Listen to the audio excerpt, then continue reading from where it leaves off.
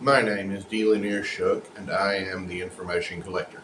1 year ago, we were suffering from the ravages of Hurricane Helene, and much of the Appalachian Mountains didn't have power.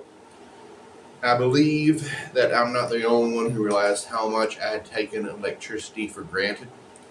And the fact is that 200 years ago, most people viewed electricity the way we view AI today. 100 years ago, most people viewed electricity the way we view solar panels today.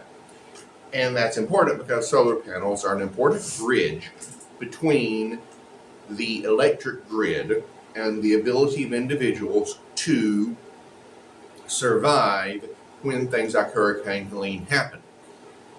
But the solar panels are not quite where they need to be yet. And last month, Boeing made the announcement of a quantum leap in solar panel technology. Basically, they have developed a Star Trek-like replicator to produce solar panels with 3D printing. Solar panels have never been cheap, but a Boeing subsidiary is 3D printing the bottom half of the solar panel, cutting months off the production time and changing everything. This is a good example of how one thing leads to another that leads to another. Boeing did not get involved with this solar panel revolution to become part of the green revolution or even to become a major utility player. Boeing is a major aerospace contractor, and this is directly related to the power that they are developing for several smaller satellite platforms that they will be using in the near future. Now, what you're watching right now is a solar array deploy out of a space shuttle. This is where solar panels work the best, where there is no grid to plug into. Even when solar panels were very expensive, they had no competition in space. This is perhaps the ultimate promise of Boeing's new development, the notion that we won't have to worry about hurricanes taking down the power grid, since most of us would have a grid of our own to pull off of. In fact, the idea of microgrids is really taking off, especially in parts of the world where there is literally no grid to begin with. In fact, on the 7th of October, I heard a conversation on WBUR's Here and Now about how wind and solar energy are overtaking coal. The guest was very clear that much of this growth is taking place in the quote-unquote solar belt of the developing world, and while they didn't dwell on this issue, it's because in places like Afghanistan, which apparently has very promising solar microgrid development, there's no grid to begin with. So Boeing's development in 3D printing solar panels for satellites have very down-to-earth applications, especially in Greenville, South Carolina, Asheville, North Carolina, and in Lake Lure. So that's the promise, and now let's get into why this is such a major development. Solar panels are a very complex piece of engineering. They basically run solar energy, sunshine, through layers of minerals, energizing the electrons in those minerals to the point to where they basically jump into the wires leading out of the solar panel. Now, the part of the solar panel we see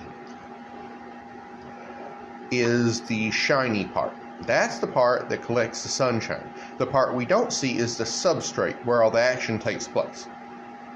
Until now, a lot of the assembly of the lower half was done manually, including individually attaching the electric leads so they could hook up wires later for the electrons to come out of into the power lines.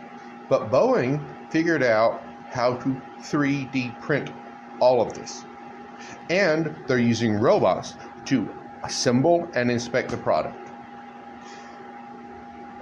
The best analogy is to think of buttons on a shirt. What if the buttons could come pre-attached to the shirt when they weave the fabric? That would save a lot of time. Well, that's exactly what Boeing is doing with these electric leads and attachments. They all come pre-attached because they're printed in.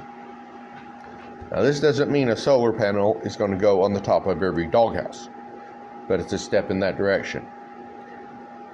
This happened on September 27th. That's 4 months ago. Well, for us, today is still September 27th. You know, we haven't had help. We've come to North Carolina with a simple message for all the people of this region who were hit so hard by Hurricane Helene, and that message is very simple. You are not forgotten any longer. There were people out everywhere looking for their loved ones, and there were dead bodies. You know, my son's like, Mom, you're going to see things you don't want to see. I promised that I'd come back to Western North Carolina to help the people of the state, and today here I am. We're honored to be joined today very quickly by several families affected by the vicious storm. You feel guilty to even be alive sometimes. We just lost everything. The water covered everything. We'll be at your side through every step of the rebuilding, and no American is going to be left behind. The highest responsibility and deepest obligation of the American government is to protect its people. I'm pleased to announce that under our leadership, the federal government will be surging housing solutions to the state that go beyond mere temporary hotel stays. Today, I'll also be signing an executive order slashing all red tape and bureaucratic barriers and permits to ensure the rapid reconstruction of the roads here in Western North Carolina. Thank you, President. This is our president. And the more solar panels proliferate, the easier it will be for people in disaster zones around the globe. In Asheville, we got our power back on in weeks. But there are places they don't have power to begin with. So every part of this development helps everyone else. Gift from God.